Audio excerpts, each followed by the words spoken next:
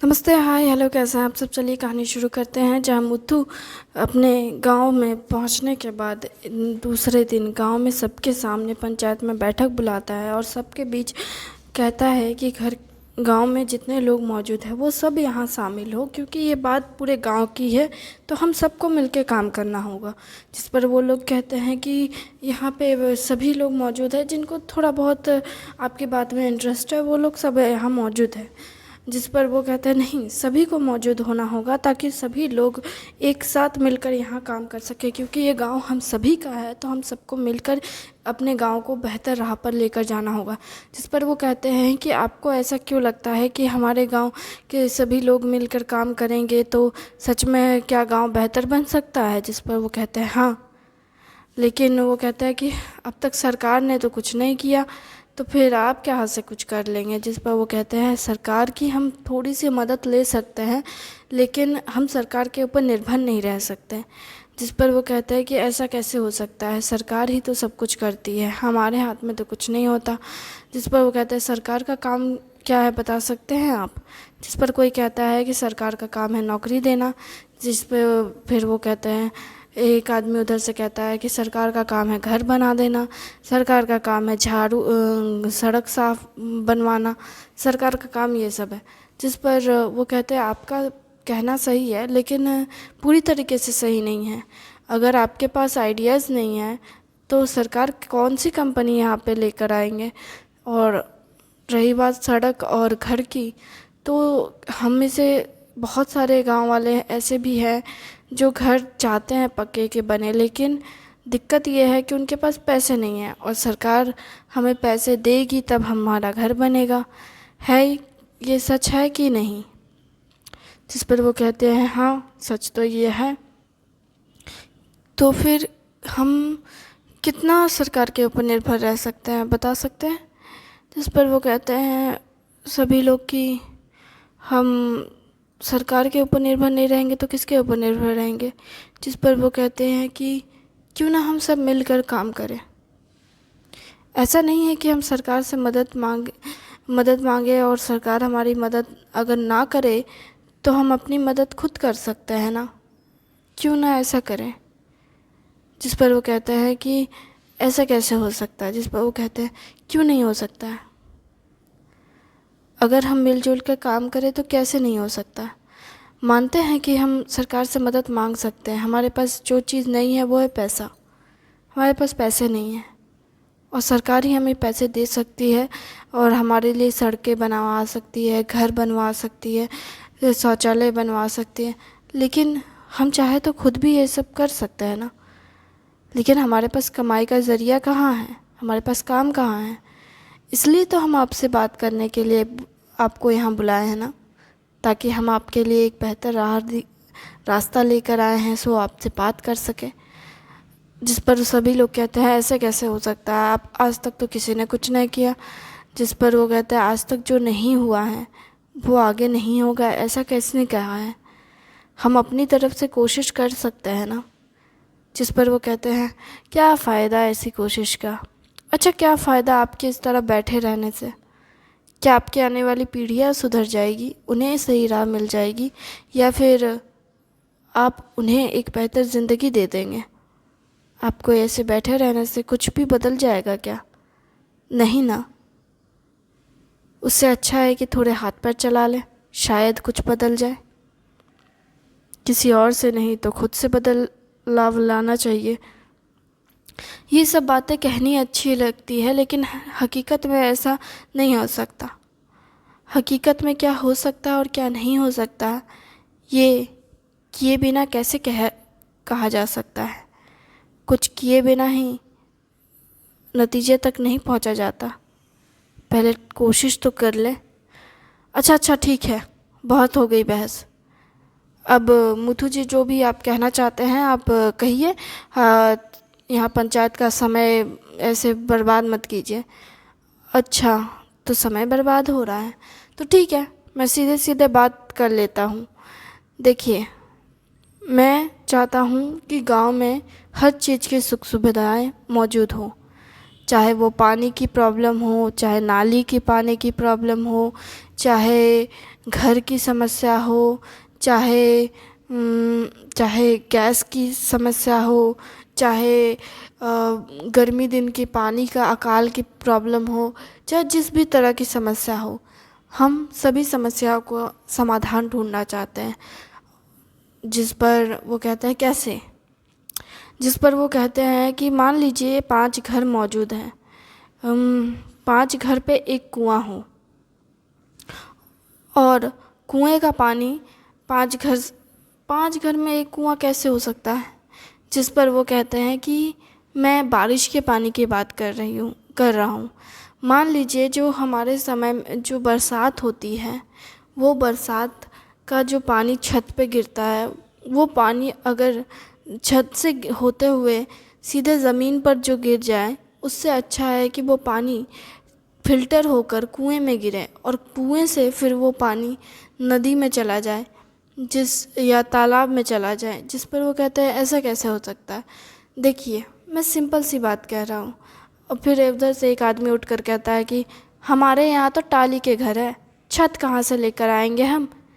जिस पर वो कहते हैं हाँ हाँ, छत कहाँ से आएगा, गांव में तो सरकार ने घर बनाने के लिए पैसे ही नहीं दिए हैं, तो फिर छत कहाँ से आएगा। जिस पर वो कहते हैं टाली का घर है तो क्या हो गया, टाली के घर में से भी तो पानी बहते हुए नीचे ही गिरता है ना।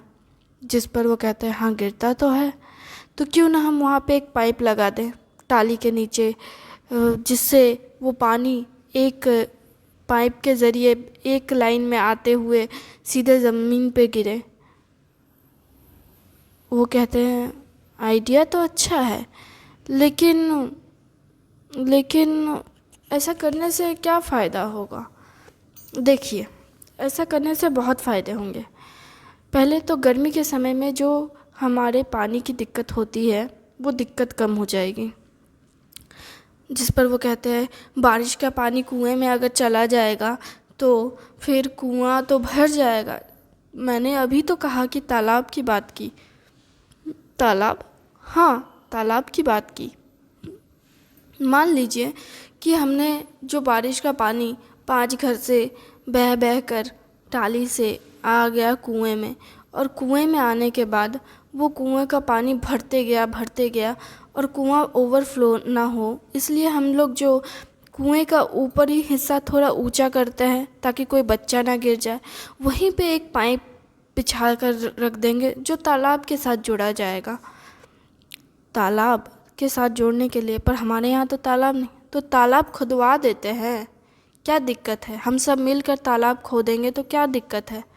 और तालाब खुदा करके तालाब के हर छोर को मिट्टी से बंधा हुआ रहेगा और एक छोर जो रहेगा उधर थोड़ा सा बाली, ईंट और थोड़ी सी दीवार बना करके पत्थर की वो रख देंगे और वो थोड़ा डाउन रखेंगे, और उसी साइड से फिर उधर एक और छोटा तालाब बना देंगे। अगर तालाब भी भर जाए तो उसका पानी छोटे तालाब में चला जाए और मिट्टी ना बहे। जिस पर वो कहते हैं तुम्हारा आइडिया तो सही है। जिस पर वो कहते हैं लेकिन कुएं का पानी अगर तालाब में जाएगा एक समय, तो वो जो पाइप है वो गंदा हो जाएगा ना, उसमें वो कीचड़ भर जाए। इसलिए तो मैं कहना चाहता हूँ कि जो कुएं का पानी है वो जब भरता रहेगा तालाब में, और जब भरता रहेगा उसके बाद जब वो मतलब क्या कहते हैं उसको,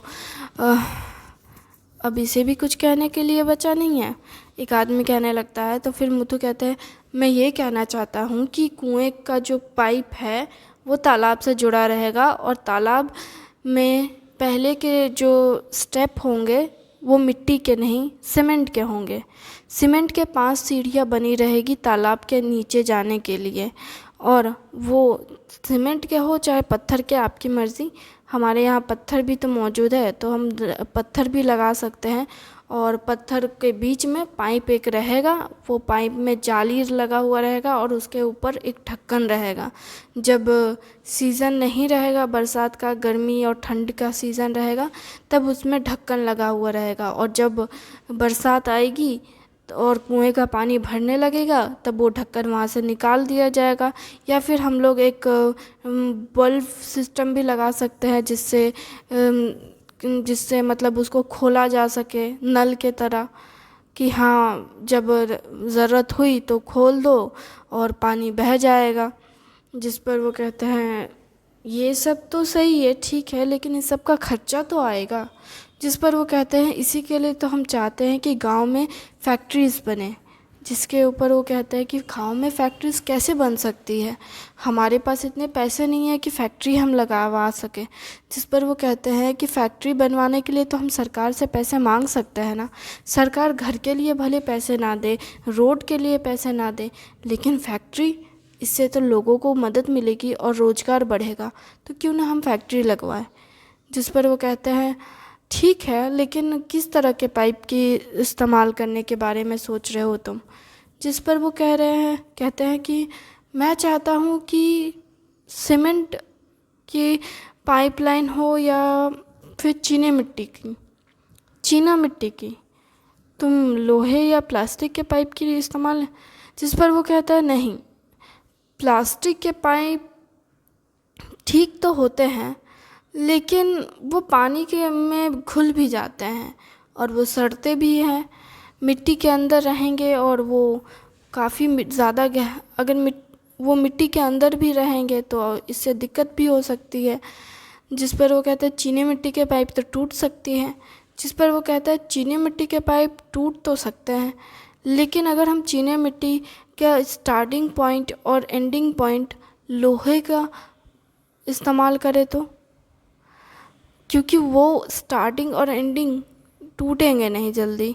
और रही बात बीच की, तो वो मिट्टी के अंदर रहेंगे, तो वो चाहे कितने भी दबे कोई दिक्कत नहीं, वो नहीं टूटेंगे।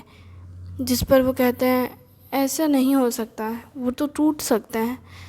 मिट्टी इतनी कच्ची भी नहीं होती है जिसे कोई भी तोड़ दे आसानी से। जिस पर वो कहते हैं ठीक तो है, लेकिन अगर आपको ये ठीक नहीं लग रहा है तो क्यों ना हम लोहे के पाइप का इस्तेमाल करें।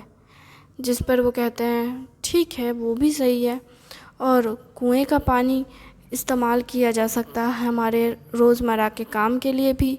तालाब का पानी इस्तेमाल हो जाएगा अन्य जीव के लिए, मछलियाँ के लिए, मछली का व्यापार करने के लिए भी।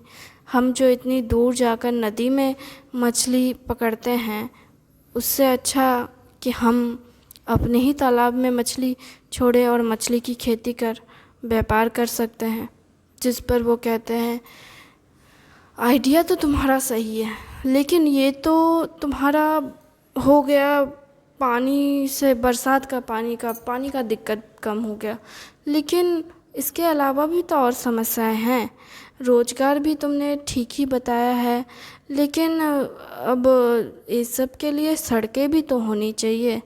जिस पर वो कहते हैं कि देखिए सर, हमारे यहाँ भले पिच के सड़कें नहीं हो सकती, क्योंकि उसके लिए हमारे पास ना तो पैसे हैं और ना ही सरकार यहाँ पे रोड बना रही है, लेकिन हम कुछ चीज़ें इसमें कर सकते हैं। हम क्यों ना मिट्टी को ही, चीट मिट्टी और रेत दोनों को मिक्स करके अच्छे से सेट करके रास्ता बनवा दें।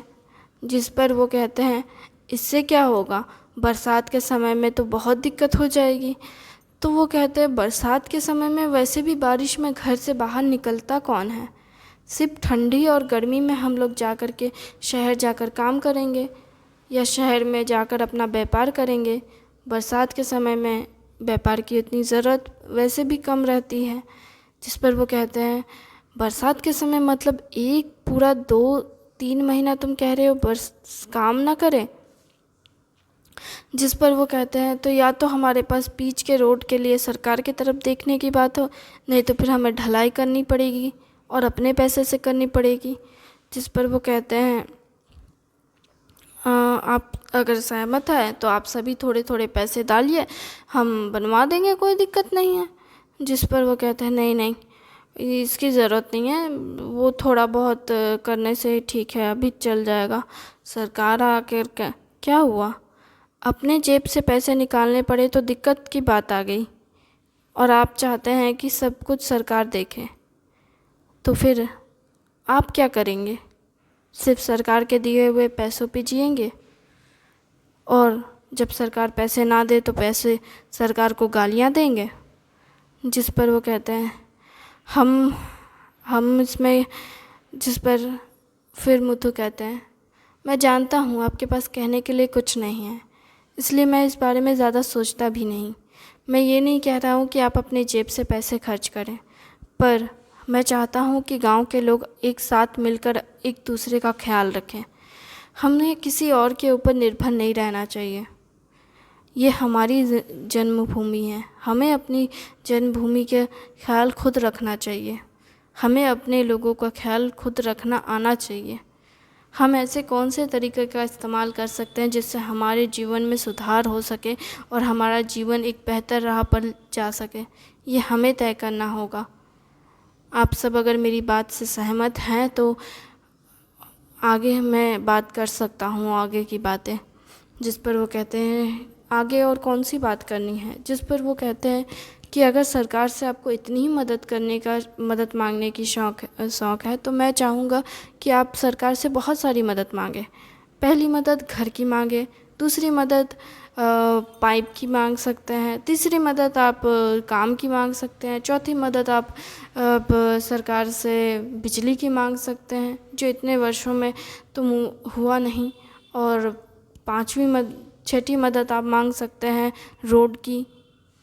और इन सब के बाद अगर सरकार आपकी मदद कर देती है तो आप सोचिए कि आप इनमें से कौन सी मदद पे काम करवाना चाहेंगे। जिस पर वो कहते हैं तुम ये कैसी बातें कर रहे हो मुथु। जिस पर वो कहते हैं जब भी गांव में कोई दिक्कत होती थी किसी के भी परिवार में, वो मेरे पास आते थे मदद मांगने के लिए। मैं बिना सोचे समझे उनके पैसे से मदद करता था, यहाँ तक कि शरीर से भी मदद करता था। तब तो मैंने कभी किसी से ये नहीं कहा कि मुझे वापस करना या मुझे कुछ। मैं तो बस ये चाहता हूँ कि मेरे गांव के लोग की मदद हो और मेरे गांव के लोग किसी के ऊपर निर्भर ना रहें। सरकार का क्या है, वो बदलती रहेगी। जब सरकार बदल जाएगी तो फिर बहुत सारी दिक्कतों का सामना करना पड़ेगा। आप खुद ही सोचिए ना, किसी सरकार के समय में बिज़नेस बहुत अच्छा से चलता है और किसी सरकार के समय में बिज़नेस डूब जाता है। कितने कंपनीज़ के साथ ऐसा होता है। लेकिन ऐसे समय में सिर्फ कुछ ही लोग और कुछ ही कंपनीज सर्वाइव कर पाती है, सभी कंपनीज नहीं कर पाती ऐसा समय में, क्योंकि सरकार कुछ ना कुछ नियम बदलते रहते हैं और हर सरकार के हिसाब से वो नियम बदलाव आता है और इस सब में व्यापार में नुकसान होता ही है।